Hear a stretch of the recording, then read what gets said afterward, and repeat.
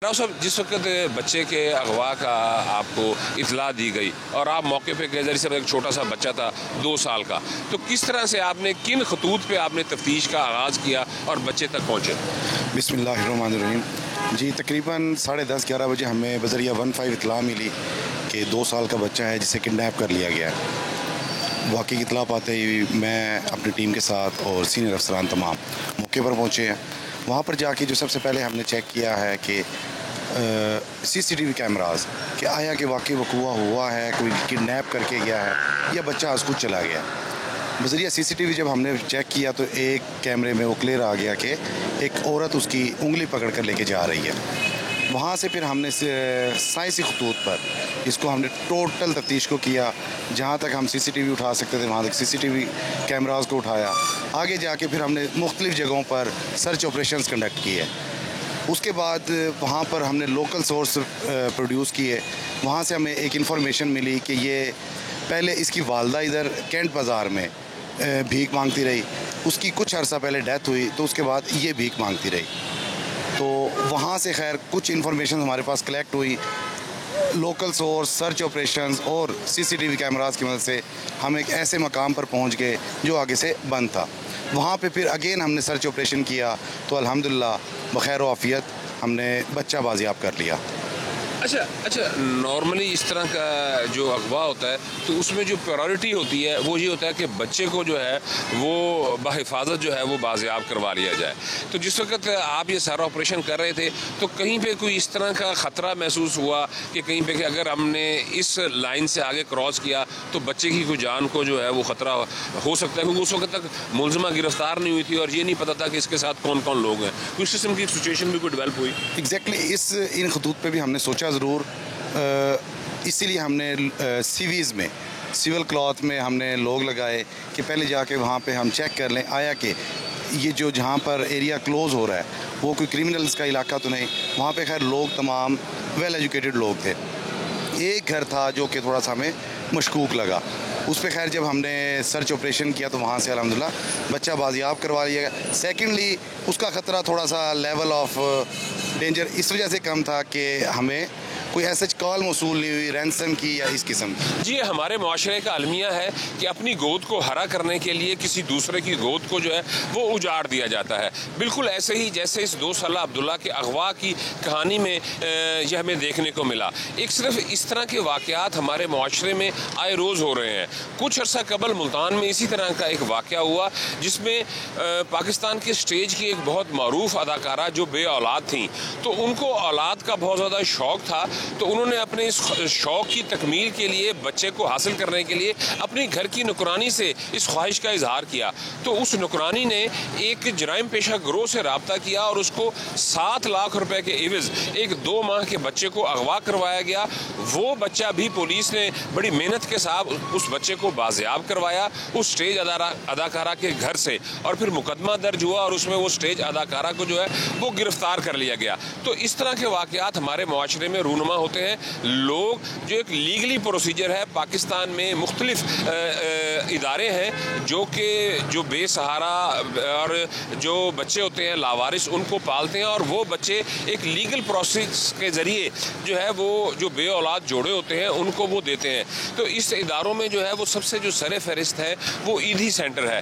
तो ईदी से पहले जो है वो बाआसानी जो था वो जो भी बे औलाद जोड़ा होता था वो अपने बच्चे को हासिल कर सकता था। लेकिन गुज़िश्ता चंद सालों से ईदी समेत मुख्तलिफ जो इदारे हैं उन्होंने बच्चों को इस तरह से बे औलाद जोड़ों को देने का सिलसिला बंद कर रखा है। अगर वो बच्चे देते भी हैं तो उसका बहुत लेंथी लीगल प्रोसीजर है, जिसकी वजह से हमारे माशरे में नौमौलूद बच्चे या छोटे बच्चों का जो अगवा होने का सिलसिला है वो बढ़ गया है, क्योंकि लोग जो बे औलाद हैं अगर वो बच्चे को अडॉप्ट करना चाहते हैं तो उनके पास कोई और ऑप्शन नहीं है। जब से इन इदारों ने जो है वो सख्ती की है, इन इदारों ने نے کیوں سختی کی ہے یہ جاننے کے لیے ہم اس وقت ملتان میں جو عیدی سینٹر ہے وہاں پر پہنچے ہیں، اور یہاں پہ جو ڈسٹرکٹ کے انچارج ہیں ڈاکٹر عرفان، ان سے ہم بات کریں گے اور ان سے اپنے ان سوالوں کے جو ہے وہ جوابات لینے کی کوشش کریں گے. تو میرے ساتھ چل کے بات کرتے ہیں عیدی سینٹر کے انچارج ڈاکٹر عرفان سے. جی السلام علیکم ڈاکٹر صاحب، بہت شکریہ آپ نے ہمیں ٹائم دیا. اچھا ڈاکٹر صاحب یہ بتائیں کہ پہلے عیدی سینٹر سے اگر آپ کوئی بے اولاد جوڑا آتا تھا اور وہ کوئی نومولود بچہ یا 2 ماہ 4 ماہ سال کا جو بھی اس کی خواہش ہوتی تھی تو وہ بآسانی ایک فارم ہوتا تھا اس کو فل کر کے لے لیتا تھا، لیکن اب ایسا نہیں ہے. اس کی تھوڑی سی بتائیں کہ کیا وجہ ہے کہ اب آپ لوگوں نے اپنی پالیسی کیوں چینج کی؟ بسم اللہ الرحمن الرحیم. اس کی ایک وجہ ہے کہ پہلے ہمارے پاس بچے بہت آتے تھے، اب جس کی وجہ جیسے بچے آنا ہم نے ہوتا تھا، اب طلب زیادہ ہے، آمد کم ہے. پہلے بہت بچے جاتے اب جس کی وجہ سے جو ہے نا پھر اب کہتے کمپیوٹرائز ہو گئے.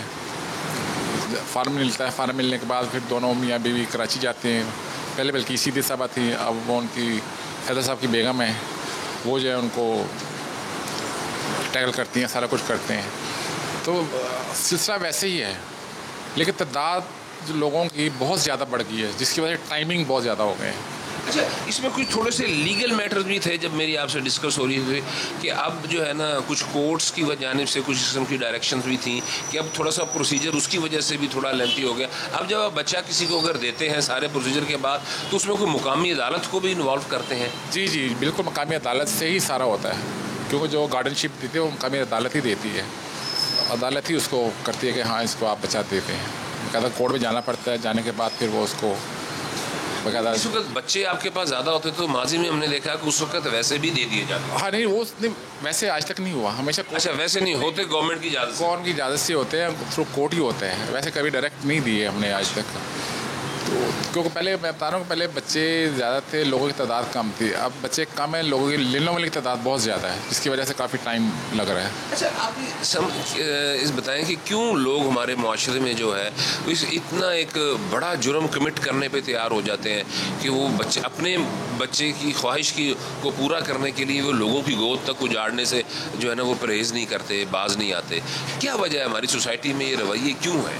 اصل میں لوگ شارٹ کٹ مانگتے ہیں. تم انتظار کرو، علاج کرواؤ، سارا کچھ کرو، اللہ تعالیٰ کی دین ہوتی ہے. لیکن وہ کہتے ہیں 2 سال ہو گئے، 3 سال ہو گئے، چلو کوئی نہ کوئی کسی دائیوں سے، کسی LHV سے اس طرح وہ رابطے کرتے ہیں. جی میں اس وقت ملتان میں ایک سرکاری زچہ بچہ سینٹر میں موجود ہوں. اس وقت ہمارے ساتھ لیڈی ہیلتھ ورکرز کی جو مرکزی صدر ہے رخسانہ انور، وہ ہمارے ساتھ موجود ہیں اور اس ایشو پہ ہم ان سے بات کریں گے. بہت شکریہ آپ نے ٹائم دیا. اچھا یہ بتائیے گا کہ ہمارے ہاں جو اکثر نومولود اور چھوٹے بچے جب اغوا ہوتے ہیں اور جب ملزمان پکڑے جاتے ہیں تو اس کے پیچھے تاوان کے لیے اغوا نہیں ہوتے. ان میں زیادہ تر یہ ہوتا ہے کہ جو بے اولاد جوڑے ہوتے ہیں وہ اپنی اس خواہش کو پورا کرنے کے لیے جو ہے وہ بچے کسی کو پیسے دے کر جو ہے نا وہ اغوا کرواتے ہیں.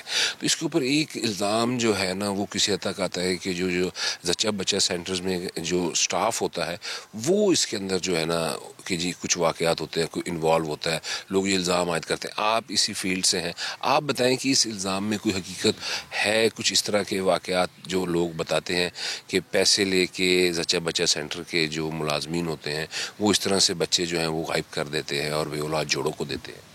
بسم اللہ الرحمن الرحیم. بہت شکریہ. دیکھیں ہماری جو لیڈی ہیلتھ ورکرز کا پروگرام ہے وہ گزشتہ 30 سالوں سے کام کر رہا ہے، سروسز دے رہا ہے، اور تقریباً تمام صحت کے مراکز میں لیڈی ہیلتھ ورکرز موجود ہیں. پیشنٹس ریفر بھی کرتی ہیں.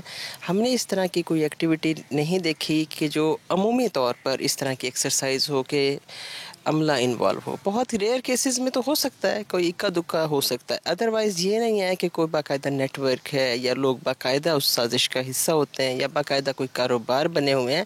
اصل میں تو معاشرتی خرابی ہے.